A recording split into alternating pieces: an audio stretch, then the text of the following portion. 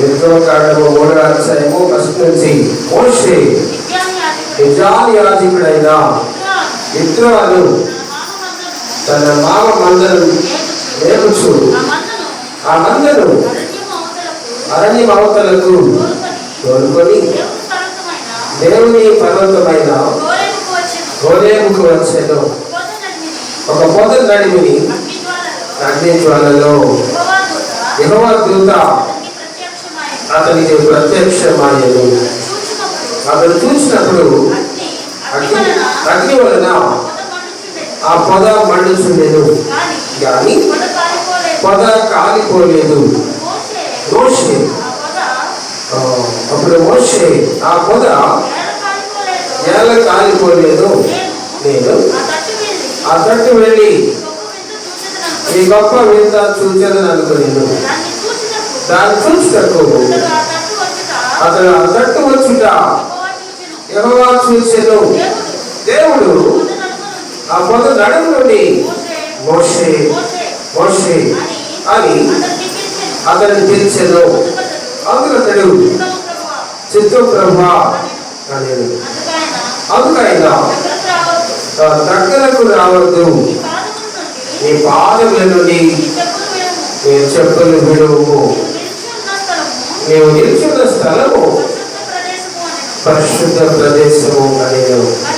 మరియు ఆయన నేను నీ తండ్రి దేవుడను, అబ్రహాము దేవుడను, ఇస్సాకు దేవుడను, యాకోబు దేవుడను అని చెప్పగా మోషే తన ముఖమును కప్పుకొని దేవుని వైపు చూడవలచెను.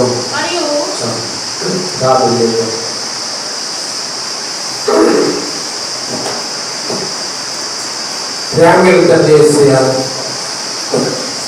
స్తోత్రాలు స్తోత్రాలు తండ్రి. ఇదిగో బాబులు కుటుంబాలు పిల్లలని క్షేమంగా ఉంచారు ప్రభా. ప్రతి రక్షణ బట్టి, ప్రతి ఆయుష్ని బట్టి, ఆరోగ్యాన్ని బట్టి, ప్రతి చేసే సంస్కరణ కాలాన్ని బట్టి ఎంతో ప్రభా పాటలతో దేవా గొప్ప నామాన్ని కీర్తించడానికి, అయా నువ్వు స్థుతించడానికి ప్రభుత్వం సహాయం చేశారు. మీ స్తోత్రాలు వందలయ్యా. మీలో ఉన్న దైవత్వాన్ని బట్టి ప్రభా, మీలో ఉన్న సమస్తమైన సభ్యులను బట్టి ప్రభా, మీరు ఇంకా ప్రభా నేను దేవుడిగా ఉన్నందుకు చేస్తున్నాం ప్రభా. మా పట్ల కుటుంబాన్ని పట్ల దేవ, మా పిల్లలను పట్ల ఆయన నువ్వు చూపుతా మీ కృపా కనికరాలను బట్టి అయ్యా, మీ ప్రేమ వాత్సల్యతను బట్టి తండ్రి, మీ మంచి మాత్రమే బట్టి ప్రభా నన్ను అందరూ ప్రభా మిమ్మల్ని ఆనందించడానికి, మిమ్మల్ని స్తుతించి కీర్తించడానికి ప్రభుత్వం సహాయం చేస్తారు. మీ స్తోత్రాలయ్యా వందనాలు ప్రభా. పాటించాలకు సహాయం చేయండి. స్థుతిస్తున్నాం అయినా మీకు స్తోత్రం ఖండించండి ప్రభా. ఈ వాటిని చెవులు గ్రహించుకుంటుంది, ఈ వాక్యం ఎవరైనా మంచి మనసు ప్రభా మాకు పిల్లలందరికీ స్పందించుకుంటున్నాం.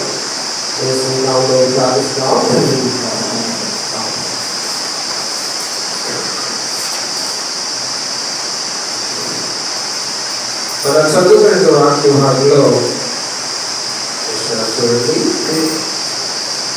దేవుడు తన ప్రజల ప్రార్థనలు ఆలకిస్తాడు. తన ప్రజల ప్రార్థనలు ఆలకిస్తాడు, వారికి సహాయం చేస్తాడు. మరి కొన్ని సంవత్సరాల క్రితం దాని మోషే కాలంలో ఆనాటి ఇశ్రాయేలు ప్రజలు అంటే దేవుని ప్రజలు వాళ్ళు ఐగుప్తు దేశంలోని ఎన్నో బాధలు కష్టాలు అనుభవించారు. ఆ యొక్క శ్రమలకి తట్టుకోలేక వాడు దేవుడికి మొదలుపెట్టారు. దేవుడు వాళ్ళతో వాడు ప్రార్థన ఆలోచించాడు. ఆ బిడ్డల శ్రమల కొలుగుల నుంచి మరి బయటికి తీసుకురావడానికి దేవుడు మోషేని ఏర్పాటు చేస్తున్నాడు. దేవుడు స్తోత్రం హల్లెలూయా.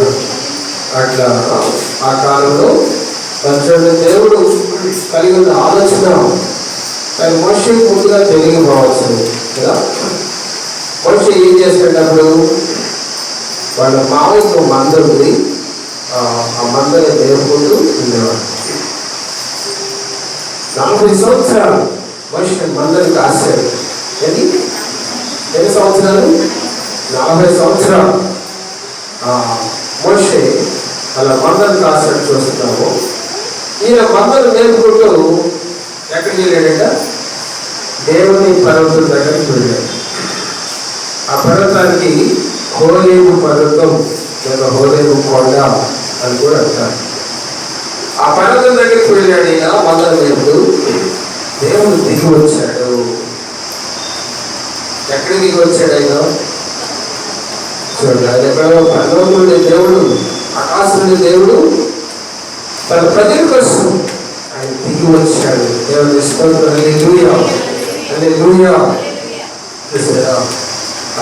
దేవుడు మనతో మాట్లాడతాడు కదా, ఆయా సమయాల్లో మాట్లాడతాడు. ఆయన ఆత్మీయత పాటిస్తూ ఉంటే, ఆయన ప్రార్థన చేస్తూ ఉంటే దేవుడి కృషిత ఆయన ప్రేమను బట్టి ఆయా సమయాన్ని మాట్లాడవచ్చు. అయితే ఈ మోషకి ఎప్పుడైనా నిద్రలో ఉన్నప్పుడు కాదు, నిద్రలో ఉన్నప్పుడు కనబడితే కాదు, మాట్లాడటం కాదు. ఎప్పుడు మాట్లాడే దేవుడు ఏమో పగలే, పట్టపగలు చూసారా? దేవుడు దిగి వచ్చాడు. సీనాయి హోరేబు కొండ మీదకి దిగి వచ్చాడు. ఆ యొక్క కొండ మీద పొగ సాధారణంగా ఎలా ఉంటుంది చెప్పండి? పొగ పచ్చగా ఉంటుంది కదా. ఆ పొగ మధ్యలోకి దిగి వచ్చేది పొగ మనం చూసాం. ఇక్కడ ఎలా ఉంటుంది? ఆ పొగ మామూలుగా అయితే పచ్చగా ఉంటుంది. దానిలో దేవుడు దిగి వచ్చాడు. ఆ పొగ ఎలా ఉందంటే పొగ అగ్ని ఉన్నట్టుగా కనిపిస్తుంది. అగ్ని ఉన్నట్టు కనిపిస్తుంది కానీ పొగ కాలిపోతుందా? పొగ కాలిపోవడం లేదు. దీనిని బట్టి ఈ మోషే ఏమనుకున్నాడంటే, ఇదొక వింతలాగా ఉంది, పొగ కనిపిస్తుంది కానీ పొగలో అగ్ని కనిపిస్తుంది. పొగ అగ్ని పడింది అనుకోండి, అగ్ని పడితే కాలిపోవాలి కదా, పొగ కాలిపోవడం లేదు. అది మామూలు అగ్ని కాదా? ఎందుకు పొగ కాలిపోవడం లేదు? కొంచెం దగ్గరికి వెళ్ళి చూద్దాం అనుకున్నాడంట ఆయన. అంటే స్పష్టంగా చూడొచ్చని. మామూలుగా కాలిపోవడం కదా పొగ, కానీ కాలిపోవడం లేదు. ఎందుకు కాలిపోవడం లేదు? అది మామూలు అగ్ని కాదా ఏంటని ఈ వింత చూద్దాం అనుకున్నాడంటే, ఈ పొద దగ్గరలోకి మోషే వస్తున్నాడు. ఆ పొదలు ఎవరున్నారు? పొదలో దేవుడు ఉన్నాడు. ఆ కొండ మీద ఆ పొదలో దేవుడు ఉన్నాడు. ఆ పొద దగ్గరికి మోషే వస్తాడు. ఆ విధంగా మోషే రావడం దేవుడు చూస్తాడు. ఎవరు చూస్తారు? ఇంకా దేవుడు చూస్తాడే చూడ. మనం కళ్ళు ఇచ్చాడు దేవుడు. ఆయన కళ్ళు ఉన్నాయా? లేవు. అన్ని కళ్ళు ఉన్నాయి. ఆయన చూస్తూ ఉంటాడు కదా. మనం మర్చిపోకూడదు. ఆయన చూస్తున్నాడు. సమస్త మానవుల్ని చూస్తున్నాడు. ఆయన లోకమంతా పరిశీలన చూస్తూ ఉంటాడు ఆయన. అది ఈ మోషే ఈ పొద దగ్గరికి వస్తున్నాడు. పొదలో అగ్ని ఏంటో చూద్దామని మోషే రావడం దేవుడు చూస్తున్నాడు. యెహోవా చూసాడు చెప్పి ఆగిపోయింది కదా. సరే, బాగా ఉంది. దేవుడు ఏమో చెప్తారు చూడండి 5వ వచనంలో.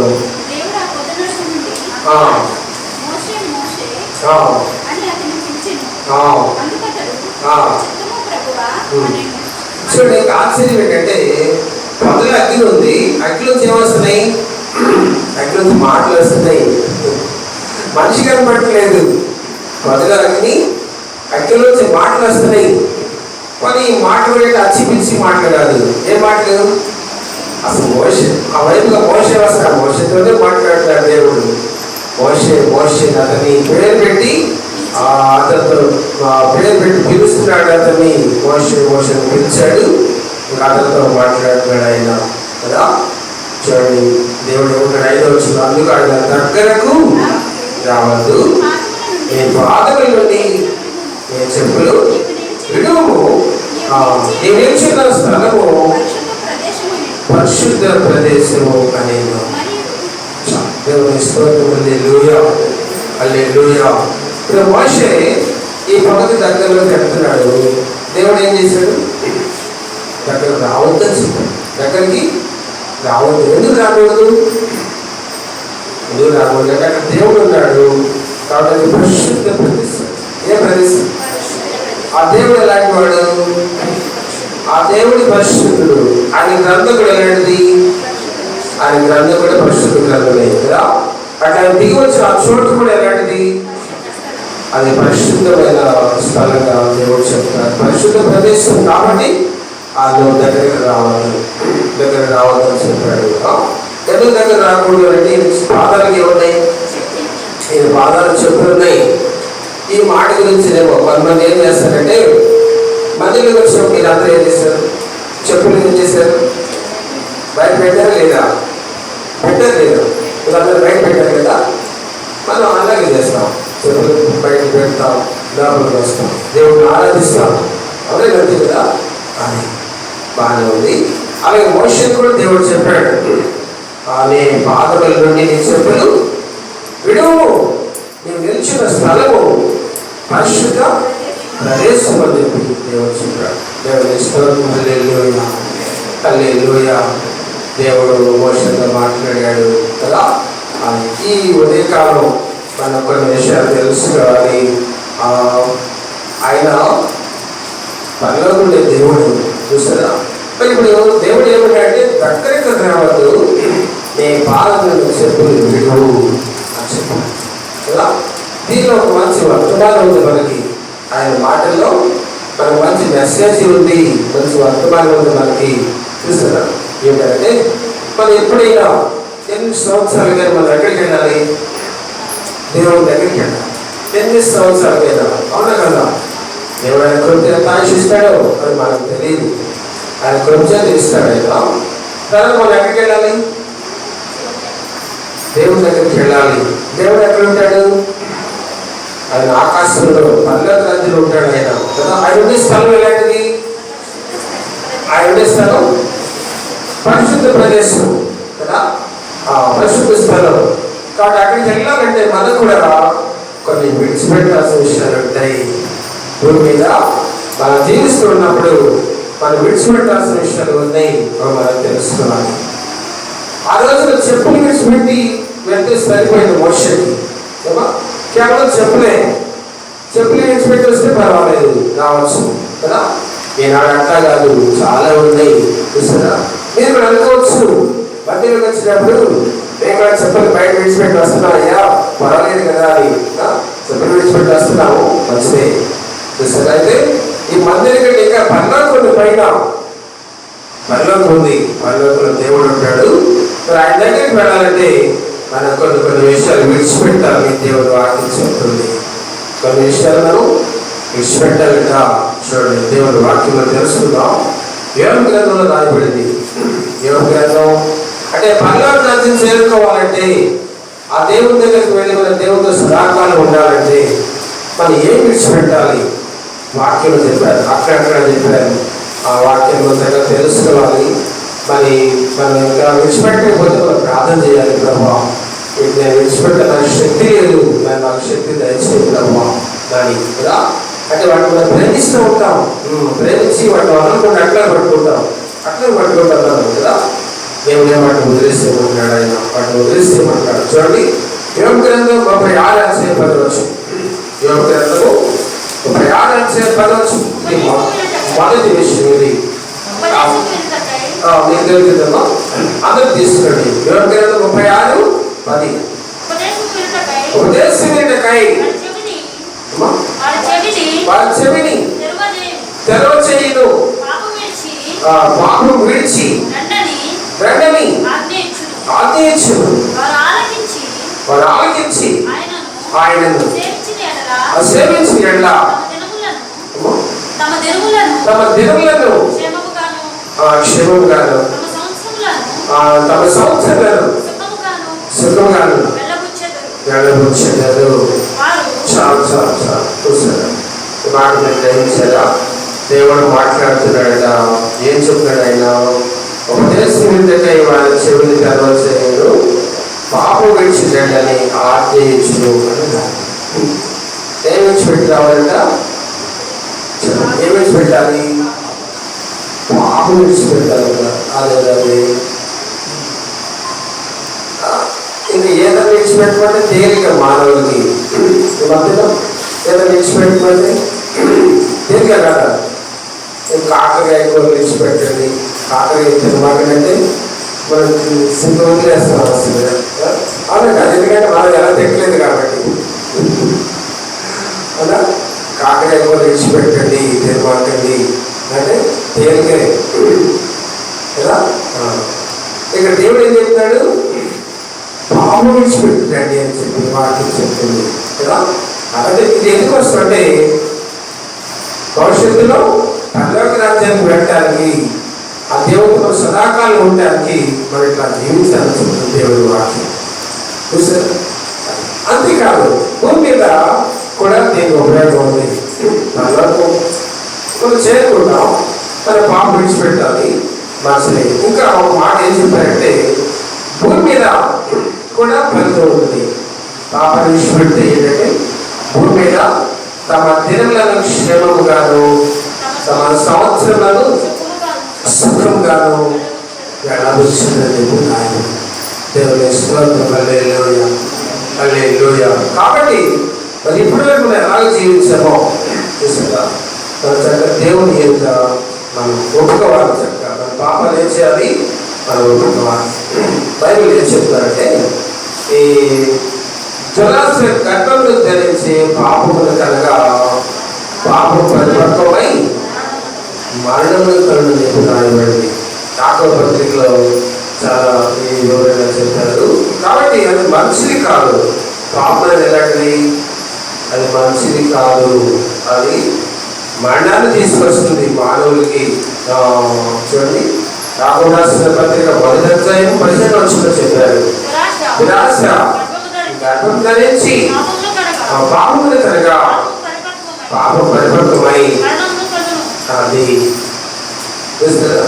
నేను పాపం చేసిన ఇంకా బ్రతికే ఉన్నాను, బాగానే ఉన్నాను అని అనుకోకూడదు మనం. చూస్తారా, కానీ ఇప్పుడు ఒక చెట్టు కాయ కాసింది అనుకోండి, కాయ కాసిన తర్వాత ఏమవుతుంది?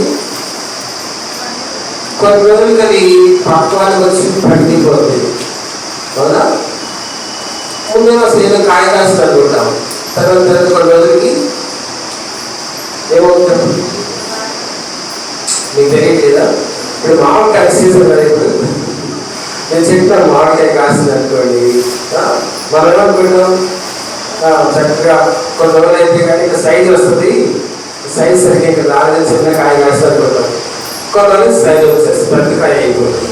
ప్రతికాయ అయిన తర్వాత ఇంకా ఇంకా పంటకు రాలేదు, ఇంకొన్ని రోజులు ఆగాలనుకుంటాం. ఆ తర్వాత పశుపక్షులకు వచ్చేస్తుంది కదా, పండిపోయి కింద పెడుతుంది. అంటే ఏమొచ్చింది? దానికి పక్వానికి వచ్చిందండి. అది ఏమొచ్చింది? పక్వానికి వచ్చి కింద పడిపోయింది. అది అది అట్లా పాపం కూడా అలాంటిది అనమాట. కాబట్టి మనం ఏం చేయాలి? ఇది నాకు మరణాన్ని తీసుకొచ్చే సంగతి, ఇది ఇంకోటి కాదు. కాబట్టి వదిలేయాలి. వదిలేస్తే ఏంటి ఉపయోగం? భూమి మీద ఎలా జీవిస్తారంట?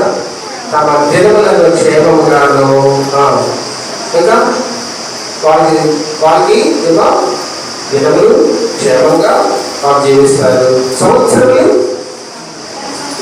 ఎలా వినిపిస్తారు? సుఖముగాను వెళ్ళవచ్చునని చెప్పి రాయబడి దేవుని స్తోత్రం. హల్లెలూయా. చూసారా? కానీ అట్లా మంచిది ఇట్లా వస్తారు. అంటే పాపం విడిచిపెట్టి వస్తే వాళ్ళకి ఎంతో కాలం ఆయుష్ ఉన్నది, వాళ్ళకి ఆయుష్ ఉంటుంది. వాకి చెప్తున్నారు సంగతి కదా. ఎట్లా ఉండాలి? పైగా వాళ్ళకి క్షేమం ఉంటారు, సుఖంగా జీవిస్తారు. అది వాళ్ళకి బాగుంటుంది. అట్లా బాగుంటుంది కదా. అట్లా కాకుండా ఒక పాపంలో జీవిస్తారు అనుకోండి, దీని పరిస్థితి ఏంటి? పాపం చేసేటంటే అది పక్వానికి వచ్చేసి దురాశ వల్ల పాపం వస్తుంటారు. దురాశ గర్భాన్ని ధరించి పాపాన్ని కంటున్నారు. పాపమేమో పరిపక్వమై మరణాన్ని కంటున్నారు చెప్పి రాయబడింది. కాబట్టి ఎవరు ఏ స్థితిలో ఉన్నారో ఎవరికి తెలియదు కదా, ఎవరికి తెలియదు. చూసారా? కాబట్టి మనం ముందుగానే గ్రహించుకోవాలి. దేవుడు ఎలాంటి వాడు? మనల్ని ప్రేమించేవాడు. ఆయన మనకు తండ్రి. చూసారా? అది ఏ తండ్రి అయినా తన బిడ్డలో ఎలా ఉండాలి కోరుకుంటాడు? వాళ్ళకి క్షేమం ఉండాలి, వాళ్ళు చాలా అభివృద్ధిలోకి రావాలి, వాళ్ళు హ్యాపీగా బ్రతకాలని కోరుకుంటారు. ఏ తండ్రి అయినా ఏం కోరుకుంటారు? మీరు తల్లులుగా మీరు కోరుకుంటారు, తండ్రులు కూడా కోరుకుంటారు కదా. అట్లా అదే వాళ్ళు చనిపోతే వాళ్ళు కోరుకుంటారు, ఎవరు కోరుకోరు అసలు. వాళ్ళు చనిపోయిన ఎవరు ఏ తండ్రి కోరుకోరు.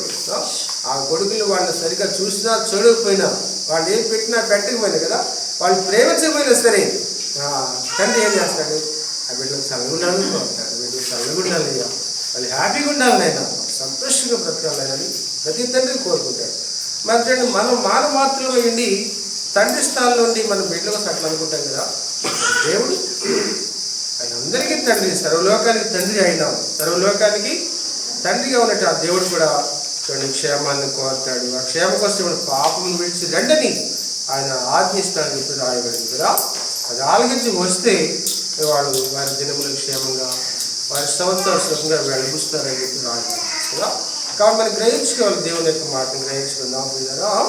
అయ్యో ఇది విడిచిపెట్టాల్సింది చూస్తారా, పాపం విడిచిపెట్టి రండి. మంచిదా, గతకాలం అట్లా జీవించమేమో ఒకవేళ కదా, జీవించమేమో, కానీ వాక్యాన్ని బట్టి ఏం చేయాలి, అది వదిలేదు. అది నాకు క్షేమం కాదని చెప్తున్నాడు దేవుడు కాబట్టి వదిలేయాలి అనుకోవాలి.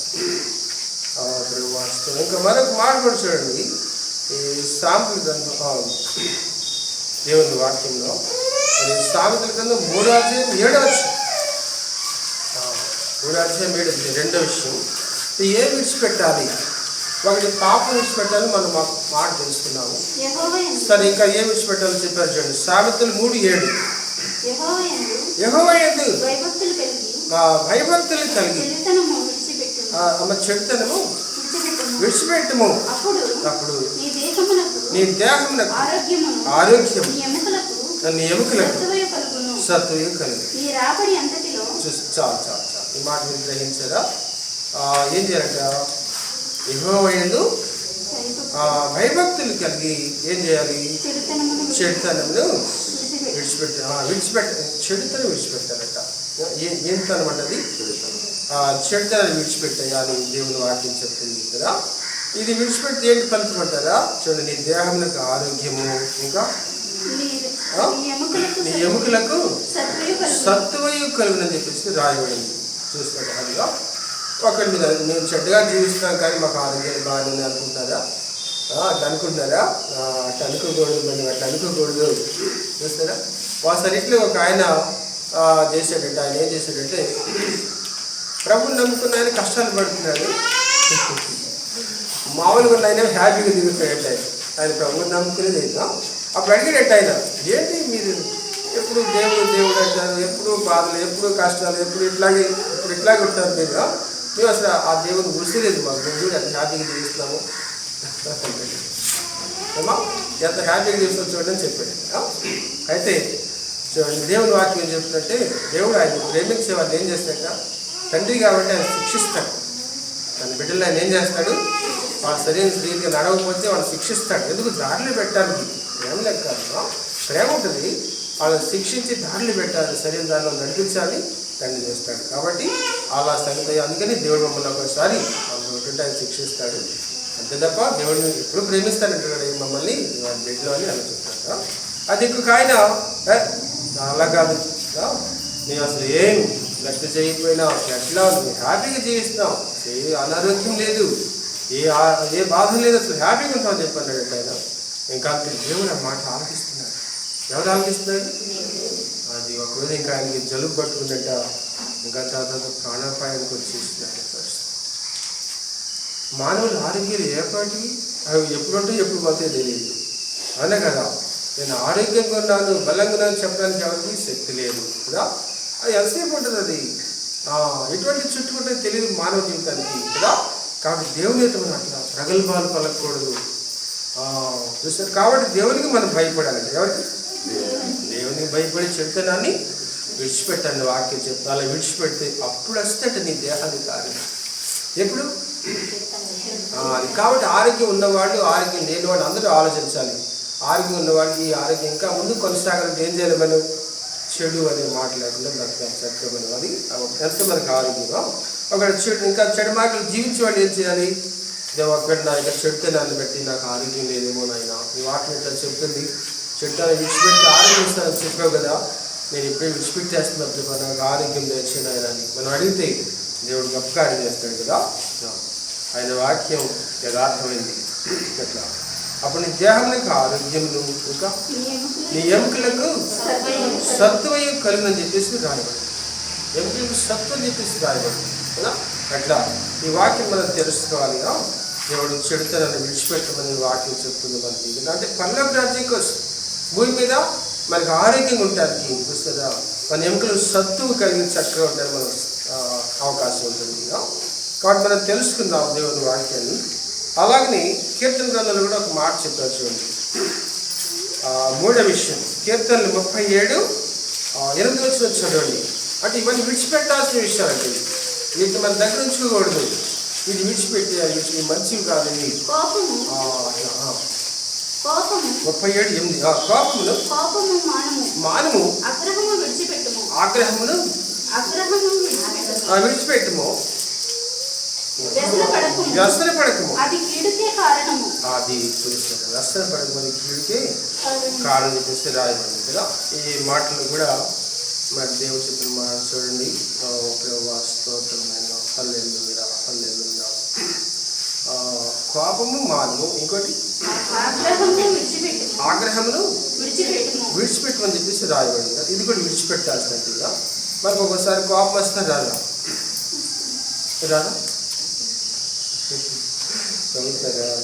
వస్తూ ఉంటుంది, అప్పుడప్పుడు వస్తూ ఉంటుంది కదా. అది వచ్చినప్పుడు ఒకరి మీద దగ్గర ఇంకొకరి మీద ఎగురుతుంటారు. అది కూడా అవ్వదు కదా. ఎవరి మీద కోపం వచ్చింది? అత్త మీద కోపం ఎవరి మీద? అత్త మీద కోపం దుత్త మీద. ఎప్పుడు లేదా ఒకరి మీద కోపం వచ్చింది అనుకోండి, వాళ్ళ మీద అవకాశం వాళ్ళ మీద ఎగురుతాం. అది అట్లా కాకపోతే ఇంకా పక్కన ఎవరంటే వాళ్ళ మీద కూడా ఎగిరే అవకాశం ఉంటుంది కదా. కోపం అలాంటి అట్లా విరుసు పడతారు కోపం వస్తే కదా. మనం గ్రహించుకోవాలి దేవుని వాక్యం చెప్తుంటే కోపము ఆగ్రహము అది ఆగ్రహాన్ని విడిచిపెట్టమని చెప్పి దేవుని వాక్యం చెప్తున్నాం. మీరు అనుకోవచ్చు మరి కోపం ఏంటంటే ప్రమాదం అని. అది యాకోబులు ఏమంటారంటే మానవుని కోపం దేవుని నీతిని నెరవేర్చదు, దేవుని నీతిని నెరవేర్చదని చెప్పేసి రాయబడింది. కాబట్టి శరీరంలో ఉన్నాం కాబట్టి మనకు తొందరలు వస్తాయి. మనం జాగ్రత్తగా ఉండాలి. దేవుని ఎదుట చక్కగా నడుచుకోవడానికి ఆశపడాలి. అవన్నీ మనకి ఎలాగో ఒకటి అబ్బా అవన్నీ మనకి అందే మాటలాగా లేవు అనిపిస్తుంది కదా. అట్లా దేవునికి దూరంగా జీవిస్తుంటే మనకు అట్లాగే ఉంటుంది. నాకు ఇవన్నీ అందే మాటలాగా లేవు, అయ్యో ఒకటన్నా పట్టుకోలేకపోతున్నాను అనుకుంటాం మనం. దాని అర్థం ఏంటంటే బాగా మొరబెట్టాలని, బాగా దేవుని దగ్గర కూర్చోని అర్థం అది. కాబట్టి దేవుడు సరిచేస్తాడు జీవితాలు. అట్లా దేవుని నీతిని నెరవేర్చాలి అంటే మనం చక్కగా ప్రశాంతంగా ఉండాలి. మానవుని కోపం దేవుని నీతిని అది నెరవేర్చదయ్యా అని ఒక మాట రాయబడింది బైబిల్లో కదా. ఎంత మధురమో యేసుని ప్రేమ, ఎంత మధురమో యేసుని ప్రేమ, ఎంత మధురమో యేసుని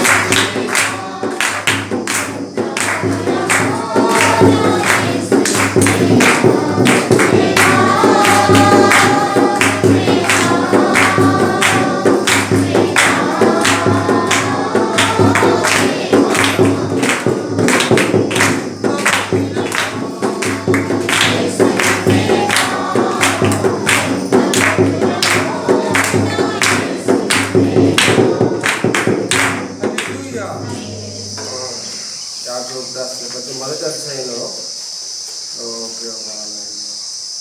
19:20 వచ్చినారు చదవండి. 19:20 నా ప్రియ సహోదరులారా మీరు సంగతి ఎరుగుదురు కనుక ప్రతి మనుషుడు వినుటకు వేగిరపడువాడును, మాట్లాడుటకు నిదానించేవాడు, కోపించుటకు నిదానించేవాడినై ఉండవలెను. ఎందుకనగా నరుని కోపము దేవుని నీతిని నెరవేర్చు. అందుకోసం దేవుడు ఏమైనా కోపం విడిచిపెట్టు, ఆగ్రహాన్ని విడిచిపెట్టారని చెప్పి రాయబడింది కదా మంచిగా. సరే చూడండి, ఆయన ఏమంటే ఉదయం కోపం అంటే సాయంత్రం కదా మళ్ళీ చల్లారిపోవాలి. ఎప్పుడు గట్ట మళ్ళీ సాయంత్రికల్లో మళ్ళీ వార్తలు చక్కగా మాట్లాడే విధంగా ఉండాలి కదా. కాబట్టి చూడండి, మనంతా దేవుని వాక్యాన్ని గౌరవించాలి. మనం దేవుని మాట ఇలా చెప్తుంది, సూర్యుడు అస్తమించే వరకు ఆ కోపం నిలిచి ఉండకూడదు అని ఎట్లా. కాబట్టి ఇవన్నీ విడిచిపెట్టాల్సిన విషయాలు కదా. ఆగ్రహాన్ని విడిచిపెట్టేయాలి ఇప్పుడు రాయబడింది కదా. ఓ నైనా స్తోత్రం, హల్లెలూయా హల్లెలూయా. ఇంకా దేవుని వాక్యం ఇవన్నీ మన దగ్గర ఉంటుంటాయి కదా,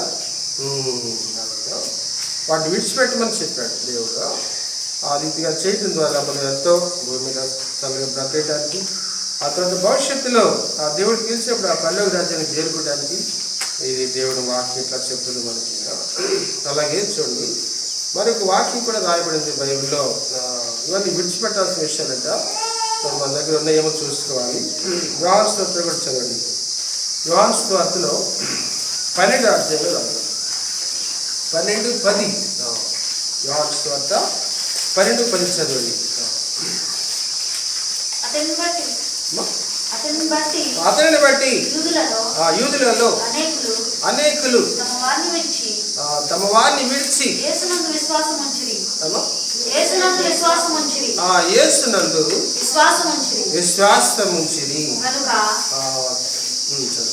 ప్రధాన యాజకులు రాజులు కూడా చంపన ఆలోచన చేసిరి. మాట మీరు గ్రహించారా? అతనిని బట్టి యూదులలో అనేకులు తమ వారిని విడిచి యేసునందు విశ్వాసం ఉంచిరి. ఎవరు విడిచిపెట్టారంటే వీళ్ళు తమ వారిని విడిచిపెట్టినట్టుగా వాక్యం చెప్తుంది కదా. ఎందుకు విడిచిపెట్టారు మీకు అర్థమైంది కదా. ఇక్కడ విషయం ఏంటంటే, లాజరు మరి ఇంకెవరు బేత్నీయులు ఉండేవాడు. వాళ్ళ సోదరీలు తెలుసు కదా మీకు. ఎవరు లాజరు వాళ్ళ అక్క చెల్లెళ్ళు ఎవరు? మార్తా, మరియా. సరే, వీళ్ళ దగ్గరికి యేసు ప్రభు వెళ్తూ ఉండేవాడు. బేత్నీ గ్రామానికి వెళ్ళినప్పుడు వాళ్ళ గృహాన్ని దర్శించేవాడు. అయినా దర్శనంగా చూడండి, వాళ్ళు ఎంతో ప్రేమించేవాడు. యేసయ్య కూడా చాలా వాళ్ళు ప్రేమించేవాడు. లాజరు అన్న లేకపోతే మరియా, మార్తలు చాలా ఆసక్తిగా ఉండేవాడు. విశ్వాసం బాగా వాళ్ళు ప్రేమించేవాడు. యేసయ్య కూడా వాళ్ళు ఎంతో ప్రేమించేవాడు. సరే, బాగానే ఉంది. అయితే ఏమైంది, ఈ లాజరు చనిపోయాడు, యేసయ్య వచ్చి బ్రతికించాడు. బ్రతికించినప్పుడు ఈ యొక్క లాజరు వాళ్ళ చుట్టాలు కూడా వచ్చారు. కొంతమంది ఉన్నారు. ఎందుకంటే ఈ లాజరుని బ్రతికించడానికి సమాధి దగ్గరికి వెళ్ళినప్పుడు మరియ వచ్చింది, మార్త వచ్చింది, ఇంకా వీళ్ళు ఓదార్చడానికి ఉన్నారు కొంతమంది వాళ్ళ ఇంటి దగ్గర. వాళ్ళు కూడా వచ్చారు, సమాధి దగ్గరికి వచ్చారు. వస్తే యేసయ్య వాళ్ళు లాజరుని బ్రతికించినప్పుడు వాళ్ళందరూ చూశారు. ఆ కార్యాన్ని బట్టి ఈయన నిజంగా మరి క్రీస్తు, ఈయన దైవ కుమారుడు అని చెప్పేసి వాళ్ళు గ్రహించుకున్నారు. కాబట్టి వాళ్ళు ఏం చేశారు, తమ వారిని విడిచి యేసుని అంగీకరించారు. చూస్తారా, వాళ్ళంతా ఎవరు? ఇశ్రాయేలీలే, దేవుని జనాంగమే. అయితే అప్పట్లో యేసు ప్రభుని అంగీకరించిన ప్రజలు వీళ్ళు యేసు ప్రభుని అంగీకరించారు. చూస్తారా, కాబట్టి తండ్రిని అంగీకరించాలంటే ఇంకెవరు? కుమారుడు కూడా అంగీకరించాలని వాక్యం చెప్తుంది కదా. అట్లా కాబట్టి వీళ్ళు క్రైస్తవులయ్యారు. యూదుల నుంచి వచ్చిన క్రైస్తవులు వీళ్ళు. చూస్తారా, ఎవరు? ఈ మార్తా, మరియా, లాజరు వీళ్ళు మామూలుగా ఇశ్రాయేలీలే. చూస్తారు, అయినా వాళ్ళ బంధువులు మరి ఇంకా ప్రభుని అంగీకరించలేదు. వీళ్ళు వచ్చారు. చూస్తారు, కాబట్టి ఏం చేశారు, అతన్ని బట్టి యూదుల్లో అనేకులు తమ వారిని విడిచి యేసునందు విశ్వాసం ఉంచారు. చూస్తారు, కానీ మీరు యేసు ప్రభుని నమ్మినా నమ్మకపోయినా మేము నమ్ముకుంటాం. కానీ ఈ లాజరుని బట్టి వారి బంధువులు కూడా కొంతమంది యేసు ప్రభునందు విశ్వాసం ఉంచారు. చూస్తారా, అంటే వాళ్ళ చుట్టాలు కొంతమంది వాళ్ళ ప్రభులకు రాలా, కాబట్టి వాళ్ళు విడిచిపెట్టారు. దేవుని స్తోత్రం, హల్లెలూయా. దేవుడిని బట్టి వాళ్ళు అలా బయటకు రావాల్సి వచ్చింది. మామూలుగా అయితే బంధువులు కదా, విడిచిపెడతారు. వాళ్ళు విడిచిపెట్టరు. చూసారా, వాళ్ళు విడిచిపెడితే ఎట్లా అనుకుంటారు. అవునా, మనం ఏదైనా మనం కార్యం పెట్టుకుంటే వాళ్ళు రారు. అంటే మనం వెళ్ళిపోతే వాళ్ళు వస్తారు, వాళ్ళు రారు. అదే మరి మనకి పిల్లలు ఉన్నారు, మరి వాళ్ళ పెళ్ళిళ్ళకి ఎట్లా? చాలా సమస్య అవుతుంది. కాబట్టి మనం వెళ్ళాలి, వాళ్ళు రావాలి. అదే మంచిది అనుకుంటారు. కాబట్టి వదిలిపెట్టరు, తమ వారిని విడిచిపెట్టరు. కానీ వీళ్ళు ఎలాంటి పరిస్థితులు విడిచిపెట్టారు చూసారా? యేసు ప్రభు నిత్య జీవం ఇస్తాడు. కాబట్టి వెంటనే కాదు, యెహోవా యేసుని కూడా అంగీకరించాలని వాళ్ళు తమ వారిని విడిచిపెట్టి యేసుని విశ్వాసం ఉంచాలని మనం చూస్తున్నాం కదా. అట్లా మన అట్లా యేసు కోసం మనం కూడా అలా ఉండాలి. మనం యేసు నమ్ముకున్నాం అనుకోండి, మన బంధువులు ఏమంటారు, సరే యేసు నమ్ముకున్నారు కదా, నమ్ముకోండి మంచిదే, కానీ నేను పిలిచినప్పుడు రావాలి, మీరు పిలిచినప్పుడు నేను కూడా వస్తాను అని కదా. కాబట్టి నేను ఎవరైనా విడిచిపెట్టారా? విడిచిపెట్టారా?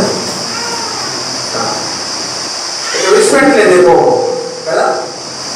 ఈరోజు మాకు చాలా దగ్గర వాళ్ళు ఒక అక్కడ మ్యారేజ్ ఇవ్వడం, వాళ్ళు ప్రభు పరంగా చేస్తే మేము వెళ్ళాల్సి వచ్చేది.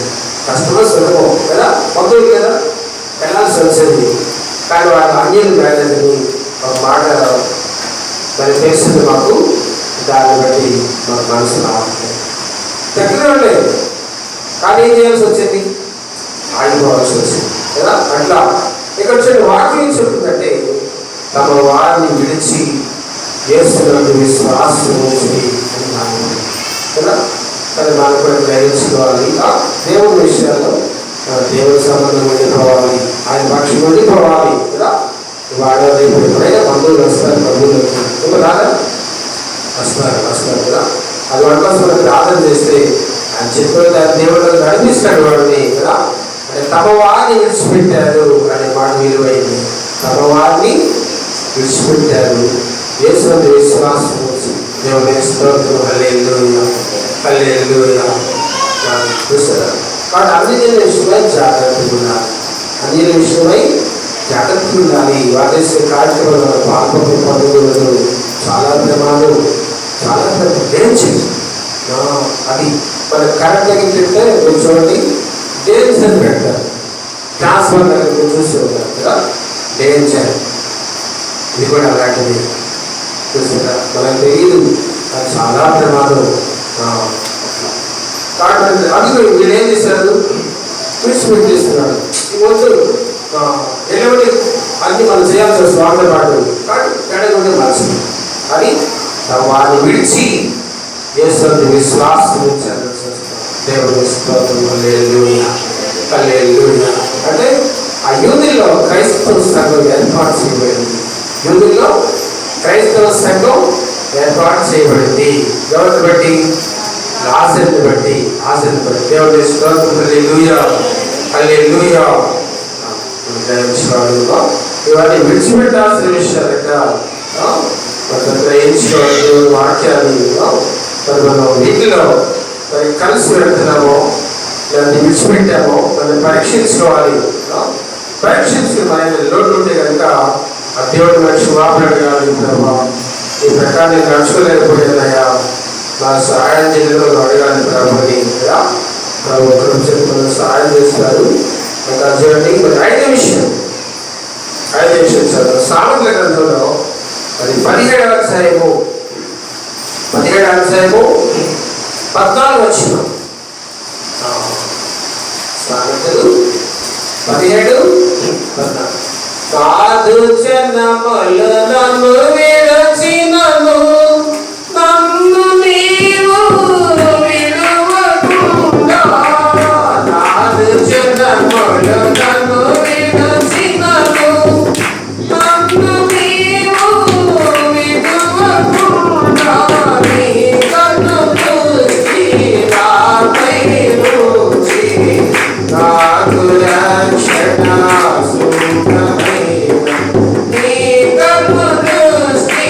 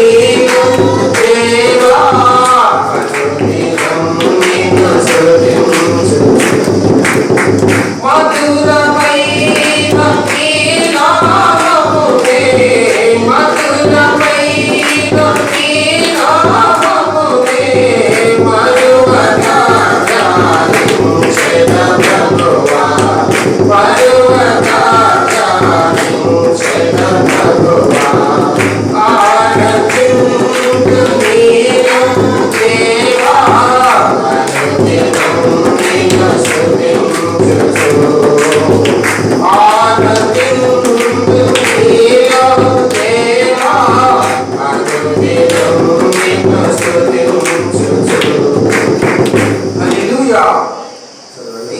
కలహారంభము అమ్మ మీకు దొరికిందా? సామెతల గ్రంథము 17వ అధ్యాయము 14 వచనం. కలహారంభము కలహారంభము నీటి కట్టున ఓట వివాదము నీటి కట్టున పుట్టు ఓట వివాదము ఓట వివాదము వివాదము అధికము కాకమునిపే దాన్ని విడిచిపెట్టము. దాన్ని విడిచిపెట్టము. దుష్టులు చాలు చాలు ఈ మాట గ్రహించదా? కలహారంభం అంటే తగు మొదలవటం. కలహారంభం అంటే తగు మొదలవటం. అది ఎలాంటిదంట?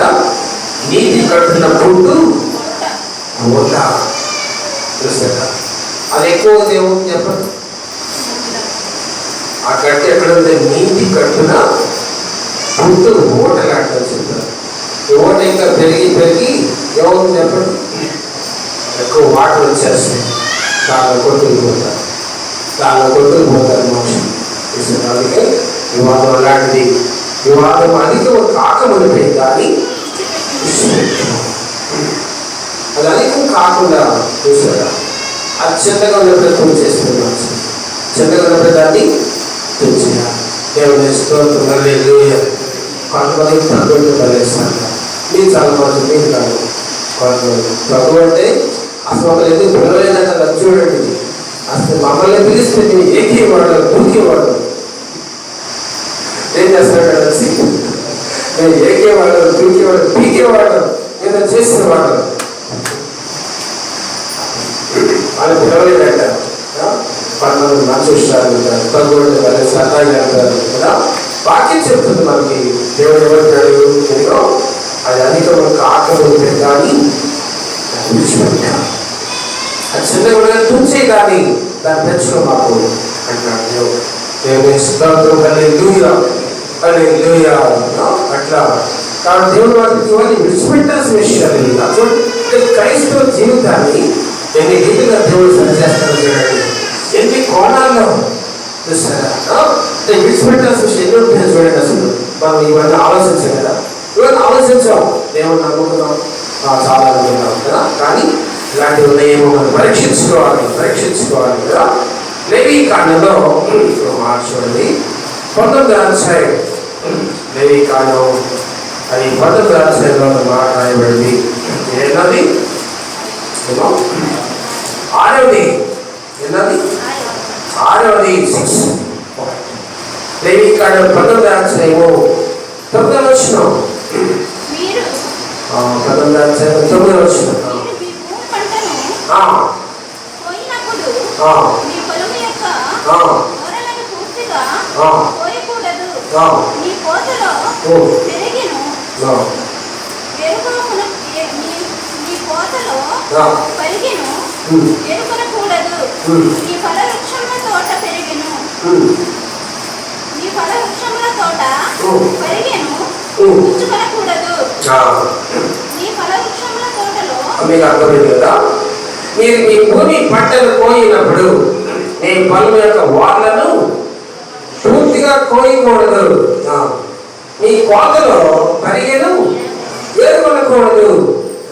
మీ ఫలవృక్షముల తోట పరిగెను కూర్చుకొనకూడదు అని రాయబడి. తోట ఉన్న వాడు ఏం చేయాలంట? కాయలు కోసుకుంటారు అంతే. పరిగెని చేయాలి, పరిగెని విడిచిపెట్టాలి. పరిగెని పరిగెట్టి మీరు తెలుసు కదా. పరిగెట్టి పరిగెట్టి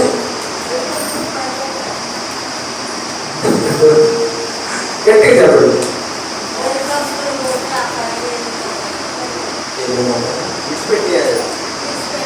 పరిగెట్సి పెట్టిందని చెప్పాడు దేవుడు కదా. కాయలు ఇప్పుడు మామిడికాయలు కోయడానికి వెళ్తారు, కోస్తారు. అక్కడ ఓకేనా మిగిలిపోతాయి కదా. ఈ ఆకులు సందుల్లో ఉండిపోతాయి కదా. అది వాటిని ఏం చేయాలి? పడవ తెలియాలట.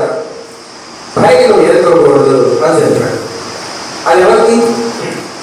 అది పరదేశులకు, పేదవారికి.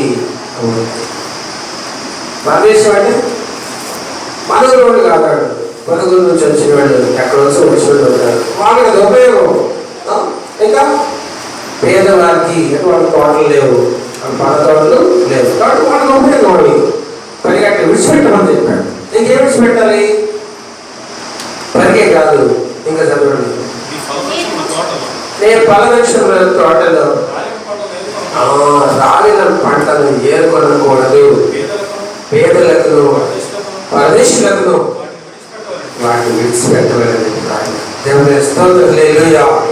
అంటే చెట్లు కొన్ని కాయలు ఏమవుతాయి, పండిపోయి రాలిపోతాయి. ఆ రాలిన పళ్ళు మనం ఏం చేస్తాం, తెచ్చుకుంటాం. అంతేగా వాటిని మనం తేకూడదు. వాటిని ఎట్లా చెప్తుంది, అది ఎందుకు వస్తుంట, వాటిని ఎవరికి, వాటిని పేదవారికి ఇంకా పరదేశులకి వాటిని విడిచిపెట్టారట. పేదవాళ్ళకి ఇచ్చేటట్టు మనం తీసుకుంటాం. కాబట్టి ఇక్కడ వాక్యం చెప్తుంది పనికి ఏరుకోకూడదు, అది విడిచిపెట్టాలి. ఇంకా రాలిన పళ్ళు ఏరుకోకూడదు. అంటే తోటల్లో కదా, ఈ ఇస్రాయేలుకి ఏముంటాయి, ద్రాక్ష తోటలు ఉంటాయి, ఒలివ తోటలు ఉంటాయి కదా, ఇలాంటి తోటలో పళ్ళు కాస్తాయి. కాస్త ఇట్లా దేవుడు చెప్పాడు, దేవుడు ఇంకా ఈ రాజు పేదవాళ్ళు ఉంటారు, ఇంకా ప్రదేశం వచ్చిన ఉంటారు, ప్రదేశం ఉంటారు, అక్కడ ఉపయోగపడతాయి. రాలిన పళ్ళు వాళ్ళకి వదిలేసేది, వాళ్ళు విడిచిపెట్టేది అని చెప్తారు. దేవుని ఇష్టం. హల్లెలూయా, హల్లెలూయా. చివరిగా మరొక రాష్ట్రండి అపొస్తలుల కార్యాలు రాయబడింది. ఎన్నది 7వ అపొస్తలుల కార్యములు గ్రంథంలో 14వ అధ్యాయము 14-15 వచ్చినాం. ప్రతి మాట చాలా మనం జ్ఞాపకం పెట్టుకోవాలి. ఆ వాక్యాలు సరిగా చక్కగా మనం జీవిస్తూ ఉంటే దేవుడు ఎంతో ఆశీర్వదిస్తాడు. ఆ బిడ్డలు తప్పకుండా పర్వాలేదు భవిష్యత్తులో. అంతేకాదు భూమి మీద కూడా చాలా బాగుంటాయి, వాళ్ళ జీవితాలు చాలా బాగుంటాయి. కాబట్టి ఈ వాక్యం మనం దృష్టిలో పెట్టుకోవాలి కదా. 7వ విషయం కదా, అపొస్తలుల కార్యాలు 14-15. అయినా మీరెందుకు ఇలాగ చేస్తున్నారు, మేము కూడా మీ స్వభావం అండి, స్వభావం గల నరులమే, మీరు ఈ వ్యర్థమైన వాటిని విడిచిపెట్టి ఆకాశం భూమిని సముద్రమును వాటిలో సమస్తమును సృజించిన జీవం గల దేవుని వైపు తిరగవలనని నేను స్వార్థ ప్రకటిస్తున్నాను. ఈ మాట మీరు గ్రహించగా లుస్త్రా అనే ఒక ప్రాంతం ఉంది. ఏముంది, లుస్త్రా అనే ప్రాంతంలో బలహీన పాదములు కలిగినట్టు ఒక ఆయన ఉన్నాడు. ఆ పుట్టని మొదలుకొని కుట్టివాడు ఉన్నాడట. ఏమో ఎప్పుడు నుంచి కుట్టారు వచ్చినానికి, అసలు పుట్టినప్పటి నుంచి అదే రీతిగా ఉన్నాడు, నడవలేడు, బలహీన పాదాలు కలిగి ఉన్నాడు, కుట్టివాడు ఉన్నాడు. అతన్ని ఈ దేవదర్శి సేవకులు వెళ్ళి పౌలు ఎవరికైనా పౌలు అతను చూస్తే అతనికి ఏమనిపిస్తుంది, ఇతరుల విశ్వాసం ఉంది అనిపిస్తుంది. ఆ బలహీన పాదాలు కలిగిన వానికి ఏముందంట, నేను ఎట్లా కనిపెట్టాడు పౌలు, ఇతరుల విశ్వాసం ఉంది అని పౌలు తెలిసినాడు. పైగా కనబడుతుంది కానీ ఆయన గమనించాడు, ఇతరుల విశ్వాసం ఉందని గ్రహించాడు. గ్రహించి ఆయన ఏం చెప్పాడంటే, చిన్న మాట చెప్పాడంటే, ఆయన నీ పాదలను మోపి సరిగా నిలువు అని చెప్పాడు పౌలు. చెప్తే ఆయన ఏం చేశాడు, అతను గంతులు వేసి నడవసాగాను. దేవుని స్తోత్రం. హల్లెలూయా. పుట్టినది మొదలుకొని దాన్ని పుట్టివాడుకున్నట్టు ఆయన మరి అది గొప్ప సంఖ్య కాదా చెప్పండి, గొప్ప సంఖ్య కాదా.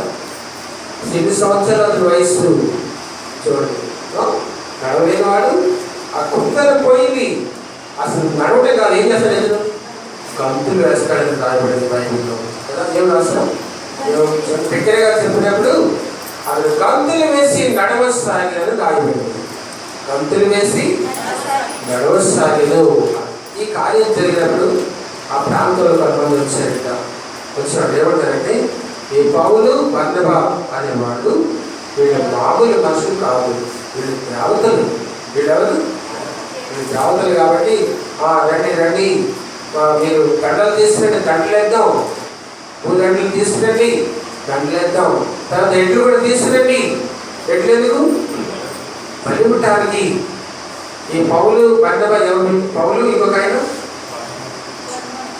బర్నబా వీళ్ళతో దేవుడు సేవ చేస్తారు అట్లా. కాబట్టి వీళ్ళు మామూలు మనుషులు కాదు, వీళ్ళకి మనం పూదండలు తీసుకొచ్చి దండలు వేయాలి అంటే దేవతలని. ఇంకేం చేయాలి? వాళ్ళు కొంచెం మళ్ళీ అర్పించాలి.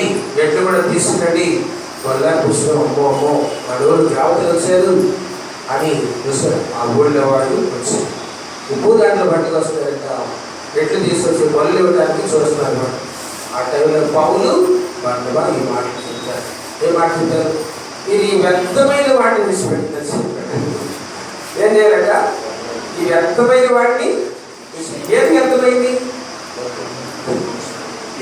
ఎట్లు తీసుకొచ్చి పళ్ళు ఇవ్వడం, ఇంకా ఈ పూదండలు తీసుకొచ్చేసి పెట్టి దేవతలు అని చెప్పి దానికి ఆ పూదండలు వేయడం, అవన్నీ వద్దు. అవన్నీ వద్దు.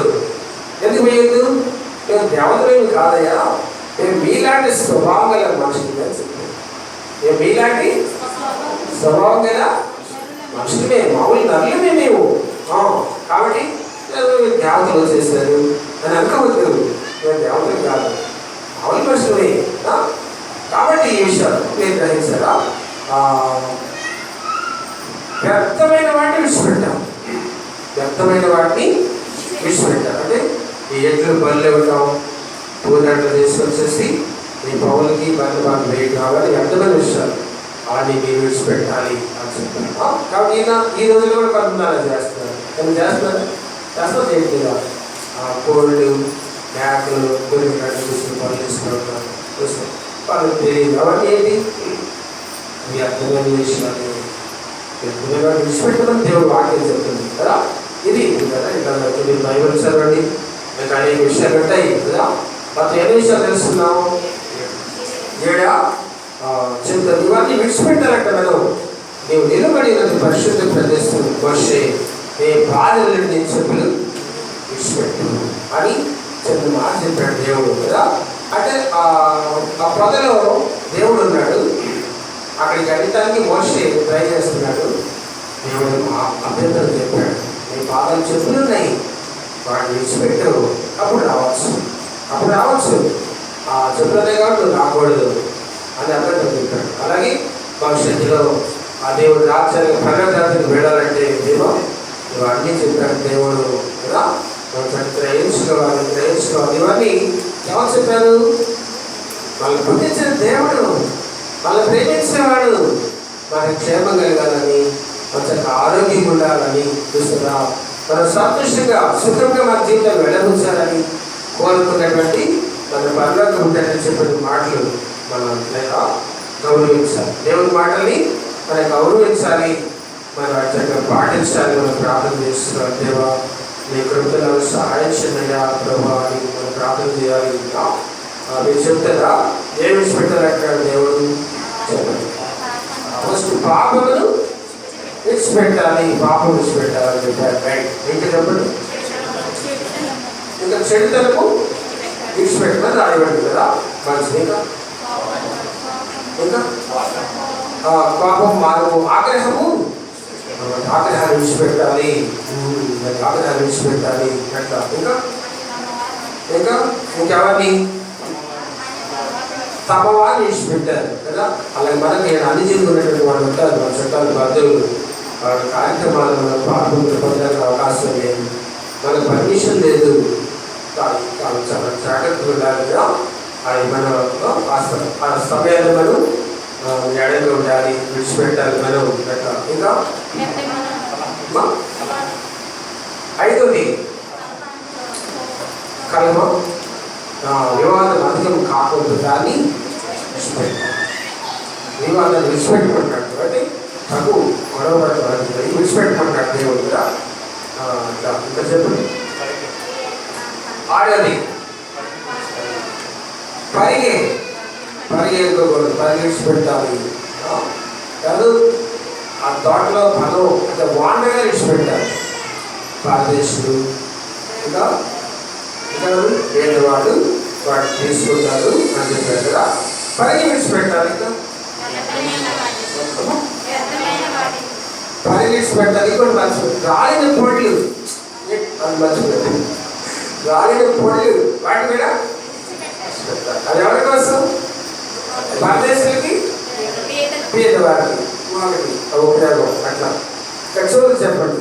ఇంకేం విడిచిపెట్టాలి? వ్యర్థమైన వాటిని విడిచిపెట్టాలి. కాబట్టి గ్రహించుకోవాలి. ప్రార్థన చేయాలి. ప్రభావ సహాయం చేయాలి. ఆయన చాలా విషయాలు చెప్పారు. మరి ఆ ప్రకారం నాకు శక్తి లేదు, నాకు సహాయం కోరుకోవాలి దేవుడిని. మరి ప్రభు మనకు అందరికీ కృప సహాయం చేయాలి. ఆమె